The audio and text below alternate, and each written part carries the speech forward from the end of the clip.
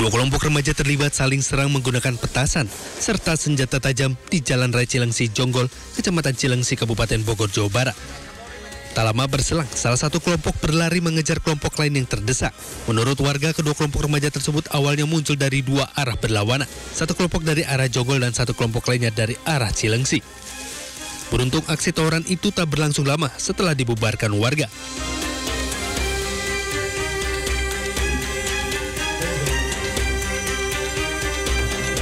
Seorang pria di Bandung Barat ditangkap polisi karena menanam dan menjual ganja. Untuk melebih polisi, ganja yang ditanamkan diolah menjadi jajanan coklat serta kue.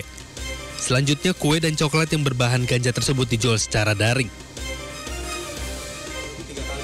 Tersangka juga sempat berencana membuat brownies ganja, namun belum terwujud.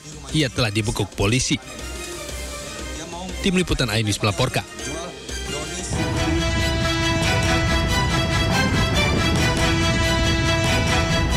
Inilah rekaman CCTV aksi penyerangan kawanan geng motor terhadap sejumlah remaja masjid di Kota Makassar, Sulawesi Selatan. Awalnya kawanan geng motor ini datang dari arah utara menuju ke selatan. Saat berada di depan masjid, anggota geng motor serang remaja masjid dengan senjata tajam dan busur hingga berlarian menyelamatkan diri. Sejumlah remaja masjid yang tadinya berusaha menyelamatkan diri berbalik melakukan perlawanan ke geng motor. Saat itu berada di halaman masjid sambil mau kejar remaja masjid itu, mereka bawa busur semua itu. Iya, bawa busur. Ada barang bukti juga tuh yang patahan samurai. Oh gitu. Iya. Ada sekitar berapa motor? Oh banyak, ada kalau bilang jumlah motor lebih 20 motor. Tidak ada korban jiwa dalam peristiwa ini, meski kawanan geng motor membawa senjata tajam hingga busur atau panah. Dari Makassar, Leo Muhammad Nur, iNews melaporkan.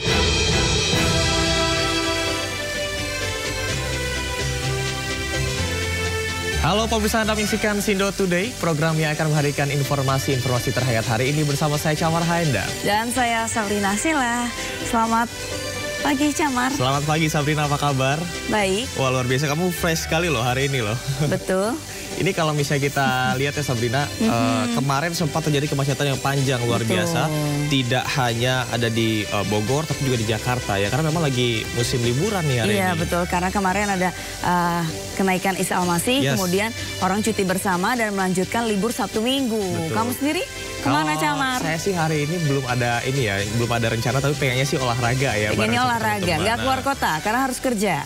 Nggak deh. Kalau Sabrina gimana nih? Begitupun saya harus tetap menemani pemirsa di rumah selama libur panjang ini. Ya, tapi Sabrina, setelah ini akan ada informasi, nantinya akan kita update untuk informasi lalu lintas pada libur panjang yang akan disajikan oleh tim Sindo News di lapangan serta dari tim NTMC Polri. Pemirsa, sebelum kita memulai seluruh rangkaian Sindo Today pagi hari ini, redaksi kami sudah menyiapkan 3 berita pilihan.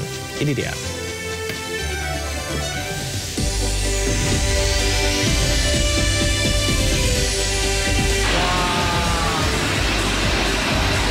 Galian tambang di Gunung Kuda, Kabupaten Cirebon, Jawa Barat longsor, 14 orang tewas.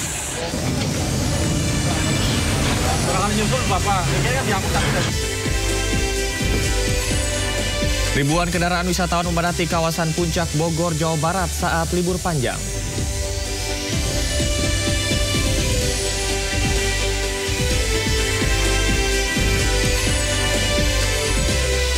Warganet dihebohkan dengan potongan video Presiden Prabowo dan Presiden Macron dinarasikan meminum wine. Seskap membantah informasi ini.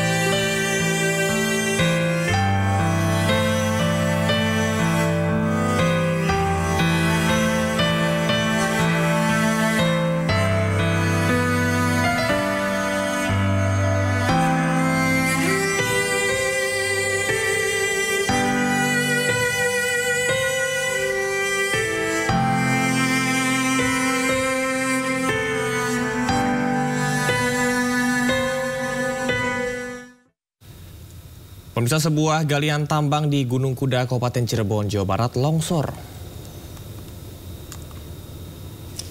Musibah longsor terjadi di tempat galian C di Gunung Kuda, Kabupaten Cirebon, Jawa Barat.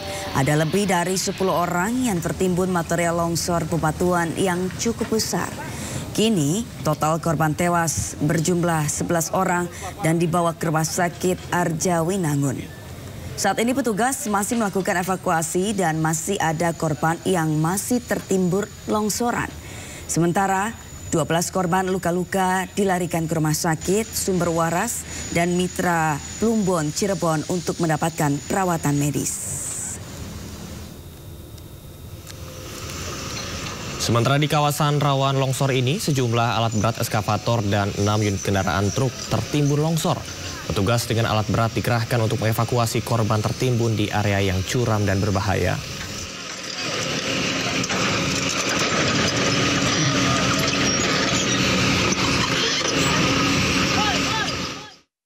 Masih dari informasi yang sama, pemirsa, 7 kantong jenazah korban longsor Gunung Kuda di Cirebon, Jawa Barat tiba di Rumah Sakit Arjawinangun, Cirebon, Jawa Barat.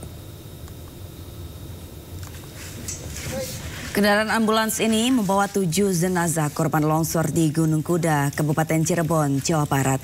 Di Rumah Sakit Arjawinangun, sejumlah kantong jenazah masih menumpuk dan satu persatu didata pihak rumah sakit dan Dokpol Polres Cirebon.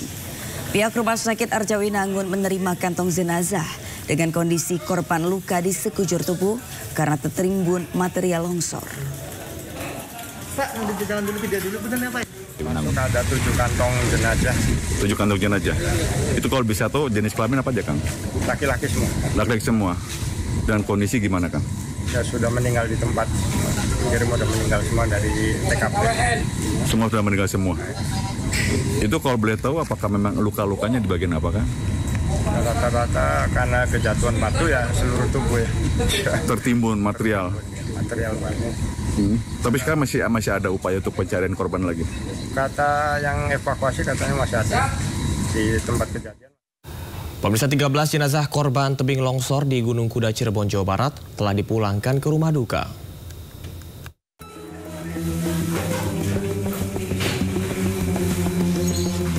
Sebanyak 13 jenazah korban tebing longsor yang terjadi di Gunung Kuda, Duku Puntang, Cirebon, Jawa Barat telah dibawa pihak keluarga ke rumah duka.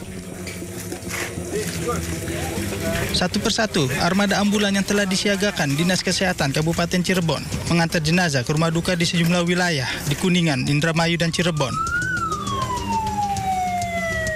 Kepolisian Kota Cirebon turut membantu kepulangan jenazah dengan menurunkan armada pengawalan. Tadi ada yang Indramayu, Kang. Tadi ada yang Kerangkeng. Tadi ada jenazah ya. Ada pengawalan juga. Ya. Ya, karena untuk memberikan pelayanan terbaik kepada keluarga korban, kepada korban juga ya, agar mereka pada saat membawa ke rumah duka tidak ada hambatan di jalan. Sebelumnya, 13 kantong jenazah korban longsor Gunung Kuda di Cirebon, Jawa Barat tiba di Rumah Sakit Arjawiguna. Korban tewas dengan sejumlah luka memar di tubuhnya akibat tertimpa bebatuan material longsor. Dari Cirebon, Jawa Barat, Muhammad Zaini Johadi, iNews melaporkan. Sebelumnya, Gunung Kuda di Kabupaten Cirebon juga pernah mengalami longsor pada 11 Februari 2025. Longsor serupa juga pernah terjadi pada 19 Juni 2023 yang sempat menghebohkan masyarakat.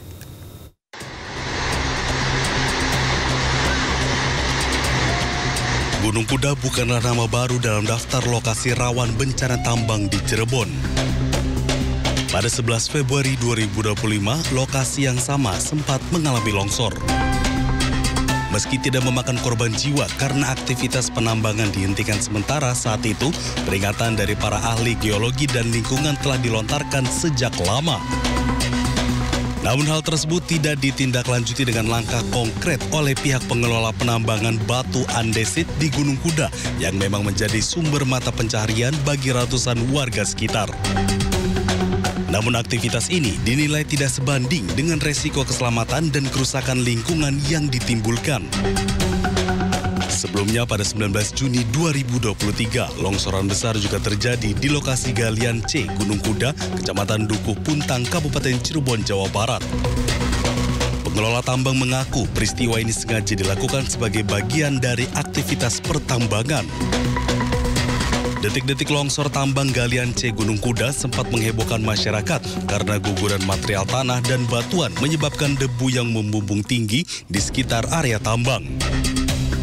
Menurut pengelola galian C, longsoran yang terjadi merupakan bagian dari kegiatan pertambangan. Undercutting dilakukan karena masih belum ada akses untuk pertambangan di jalur atas. Tidak ada korban jiwa saat terjadi longsor yang dibuat secara sengaja ini. Pihak pengelola memastikan seluruh area sudah bersih sebelum longsoran dilakukan. Merespons insiden longsor pada area tambang Gunung Kuda, Gubernur Jawa Barat Deddy Mulyadi menyebut area pertambangan itu terbilang berbahaya. Karena para pekerja tidak dilindungi aspek keselamatan. Beberapa waktu yang lalu saat saya sebelum menjadi gubernur, saya pernah datang ke penambangan galian C Gunung Kuda, Desa Dukuh Puntang, Kabupaten Cirebon. Saya melihat penambangan galian C itu sangat berbahaya, tidak memenuhi unsur standarisasi keamanan bagi para pegawainya. Tetapi karena sudah berizin dan izinnya berlangsung sampai bulan Oktober 2025 dan waktu itu saya tidak punya kapasitas apapun untuk menghentikan, maka penambangan tersebut terus berlangsung. Dan saat ini saya mendapat kabar duka, lebih dari 10 orang dimungkinkan tertimbun dalam musibah longsornya tambang tersebut dan baru ditemukan 2 orang dan yang lainnya masih dalam pencarian. Untuk itu pertama saya menyampaikan bela sungkawa yang sedalam-dalamnya atas meninggalnya warga Jawa Barat di penambangan tersebut. Tentunya warga itu sedang bekerja memenuhi kebutuhan keluarganya walaupun pekerjaannya diancam bahaya, dan ini sebenarnya menjadi tanggung jawab bagi pengelola tambang. Dan semoga keluarganya diberikan ketabahan dan yang meninggal diterima iman Islamnya, diampuni segala dosanya dan ditempatkan di tempat yang mulia sisi Allah Subhanahu wa Ta'ala. Selanjutnya, dari sisi aspek kebijakan, saya sudah memerintahkan Kepala SDM dan seluruh jajaran yang hari ini sudah berada di lokasi untuk mengambil tindakan tegas. Perusahaan itu ditutup untuk selamanya. Demikian informasi yang dapat saya sampaikan. Semoga ini menjadi pelajaran penting bagi kita semua bahwa berusaha harus memperhatikan keselamatan para pekerja. Karena itu merupakan tanggung jawab dari pengusaha dan galian harus memperhatikan aspek-aspek dampak yang akan timbulkan bagi lingkungannya. Polisi Palembang mengamankan seorang ODGJ yang mengamuk dengan senjata tajam. ODGJ tersebut membuat resah karena mengancam sambil mengayunkan senjata tajam ke warga.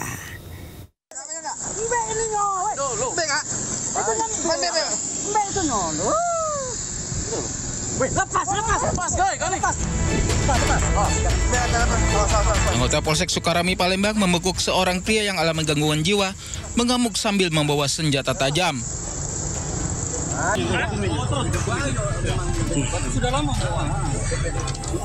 Petugas harus bergelut dengan ODGJ tersebut karena tidak mau melepaskan golok di tangannya. Dibantu warga, petugas akhirnya mengamankan pria ODGJ tersebut. Pria ODGJ ini membuat resah warga. Ia beberapa kali mengancam dan mengayunkan senjata tajamnya ke warga dan pengendara yang melintas. Polisi amankan pelaku di Jalan Sulaiman Amin, tepatnya di depan kantor Lurah Karya Baru, Kota Palembang. Beruntung tak ada korban akibat peristiwa ini. Jadi kita mendapatkan informasi dari masyarakat bahwa di sekitaran daerah Karya Baru itu ada seorang diduga ODGJ memegang parang dan mengganggu ketertiban masyarakat di sana karena sempat mengacungkan kepada masyarakat, kemudian menebaskan ke pengendara jalan yang ada di sekitaran situ. Kemudian kami mendapat telepon dari masyarakat, maka anggota Opsnal dipimpin Panit Opsnal Polsek Sukarami merapat ke TKP tepatnya di sekitaran Kelurahan Karya Baru, dan alhamdulillah kita berhasil mengamankan orang yang diduga ODGJ tersebut dan beserta parangnya. Setelah diamankan, pihak kepolisian kemudian menyerahkan ODGJ tersebut ke Dinas Sosial untuk selanjutnya dibawa ke panti rehabilitasi. Dari Palembang, Sumatera Selatan, Firdaus, iNews melaporkan. Seorang anggota Polres Yahukimo dianiaya orang tak dikenal di RSUD DKI Kabupaten Yahukimo, Papua Pegunungan pada Rabu malam lalu. Korban yang terluka di sekujur tubuh dievakuasi ke Jayapura untuk penanganan medis lebih lanjut.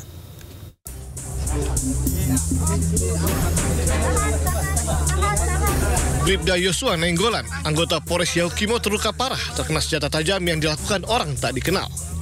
Penganiayaan itu terjadi saat korban menjenguk keluarganya di RSUD DKI Yahukimo.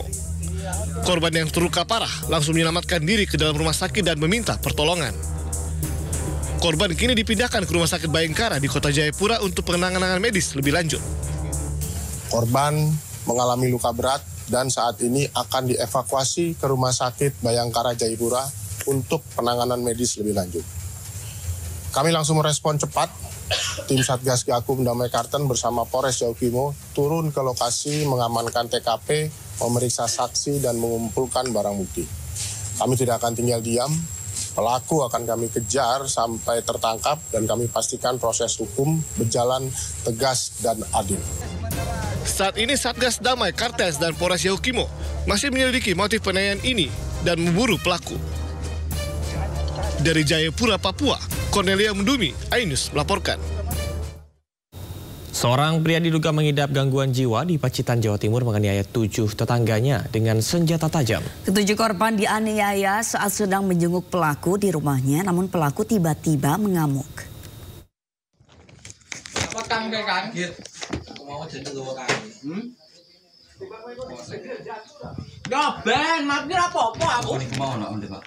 Sambil memegang senjata tajam, Eko Arman Afrianto alias Slamet, warga desa Sidomulyo, Pacitan, Jawa Timur, bersembunyi di dalam kamarnya.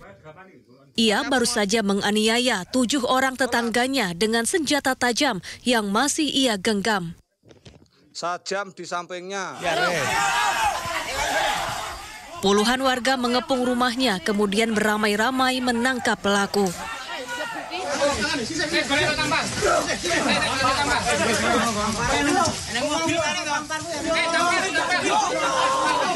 Warga yang emosi kemudian menganiaya pelaku. Usai dianiaya, pelaku diikat dan diserahkan ke polisi untuk diperiksa lebih lanjut. Adapun penganiayaan yang dilakukan pelaku bermula saat 7 korban yang terdiri dari 6 perempuan dan 1 laki-laki menjenguk pelaku. Pelaku diketahui tengah mengalami depresi berat. Namun saat dijenguk, pelaku malah mengamuk dan membacok ke 7 korbannya. Penganiayaan yang mengakibatkan 7 korban luka-luka. Kemudian untuk pelaku atas nama Slamet, 25 tahun, dan saat ini untuk pelaku sudah diamankan di Mapolsek Ngadirojo. Atas peristiwa ini kami dari kepolisian masih melakukan penyelidikan lebih lanjut. Akibat perbuatan pelaku, 7 korban terluka parah dan 5 diantaranya masih dirawat intensif di rumah sakit. Dari Pacitan, Jawa Timur, Ahmad Subeki, iNews melaporkan. Sementara itu di Jayawijaya, seorang polisi anggota Satlantas Polres Jayawijaya, Bribka Marsidon Debataraja, ditembak orang tidak dikenal dalam keadaan kendaraan dinas di depan instalasi gawat darurat RSUD Wamena di Jalan Trikora, Kabupaten Jayawijaya. Dari informasi yang dihimpun, penembakan terjadi sesaat setelah Bribka Marsidon bersama rekannya Aibda Bakrif Sidikun selesai mengantar korban kecelakaan lalu lintas ke IGD RSUD Wamena. Pelaku melepaskan tembakan dari luar pagar RSUD dan mengenai korban. Pelaku diduga menggunakan senjata api laras panjang dan melarikan diri menggunakan sepeda motor. Dalam olah TKP, tim Inafis Satreskrim Polres Jayawijaya mengamankan sejumlah barang bukti, diantaranya 4 selongsong peluru kaliber 5,56 mm, serta mobil dinas Satlantas Polres Jayawijaya yang ditembaki pelaku.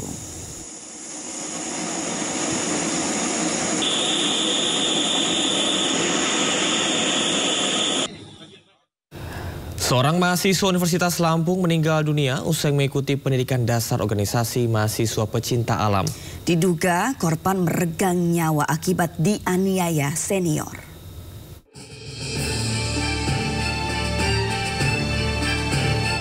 Seorang mahasiswa Universitas Lampung Pratama Wijaya Kusuma meninggal dunia diduga akibat dianiaya senior. Peristiwa penganiayaan tersebut terjadi saat korban mengikuti pendidikan dasar atau Diksar, organisasi mahasiswa pencinta alam. Korban meninggal dunia akibat adanya penggumpalan pembuluh darah di kepala dan ditemukan juga sejumlah luka di tubuh korban. Selain korban Pratama, 1 orang mahasiswa peserta Diksar lainnya juga mengalami kekerasan fisik hingga gendang telinganya pecah.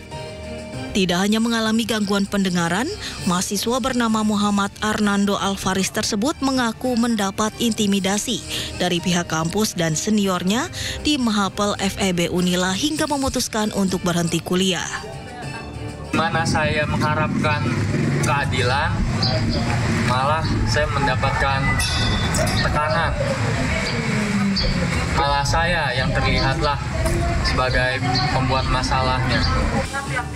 Sebelumnya 28 Mei lalu puluhan mahasiswa Fakultas Ekonomi dan Bisnis Unila menggelar aksi unjuk rasa pasca meninggalnya Pratama Wijaya Kusuma. Mereka menuntut rektor dan dekan FEB Unila bertanggung jawab atas meninggalnya Pratama akibat kekerasan fisik yang dilakukan seniornya. Untuk korban lain, khususnya yang 4-nya tadi ya, itu mereka pasti kena mentalnya. Mereka mulai kuliah itu takut-takut membuka diri.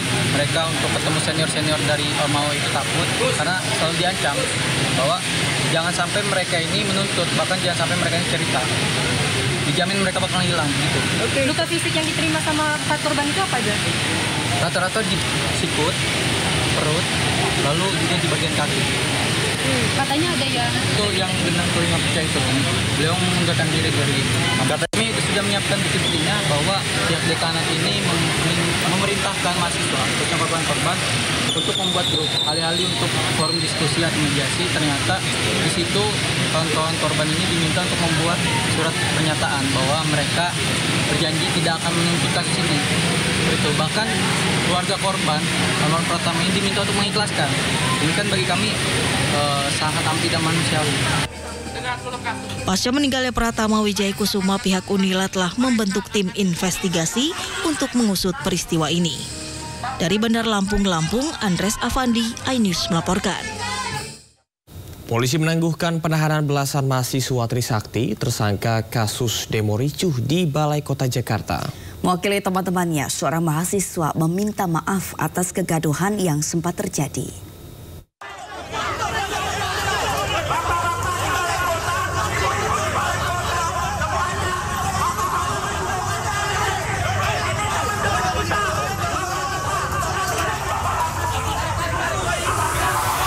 Mahasiswa Trisakti Muhammad Amar meminta maaf usai penahanannya atas kasus kericuan demonstrasi peringatan reformasi di depan Balai Kota Jakarta ditangguhkan. Dalam proses penangguhan penahanan tersebut, Muhammad Amar ditemani Direktur Eksekutif Amnesty Internasional Indonesia, Usman Hamid, serta pihak Rektorat Bidang Kemahasiswaan OLA.